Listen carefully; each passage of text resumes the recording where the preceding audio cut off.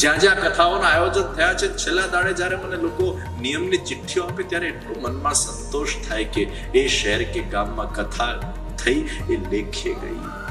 કેટલા બધાના જીવનના અંદર પરિવર્તનો આવ્યા છે કથાઓના માધ્યમથી. કેટલા બધા લોકોના અંદર સુસાઇડિયલ થોટ્સ આવતા હતા અને કથાના શ્રવણથી એ સુસાઇડ ન કરવાના સંકલ્પો એ લોકોએ લઈ લીધા. કેટલાય લોકો ડિપ્રેશનમાંથી બહાર નીકળી ગયા છે.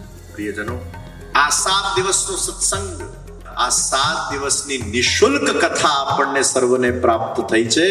આ 7 દિવસની નિશુલ્ક કથાના અંદર આવીને આમાં જે તમને ઔષધિ પ્રાપ્ત થશે, આમાં જે મેડિસિન પ્રાપ્ત થશે, આ 7 દિવસની કથા એકવાર કોઈ શ્રદ્ધાપૂર્વક, ભાવપૂર્વક, જિજ્ઞાસાપૂર્વક અગર શ્રવણ કરી લે, એને પછી ક્યારે પણ કોઈ પણ ડિપ્રેશનની કે એન્ઝાયટીની ગોળીઓ ખાવાની જરૂર પડતી નથી. આ 7 દિવસની કથા જ એક બહુ મોટી ઔષધિ છે.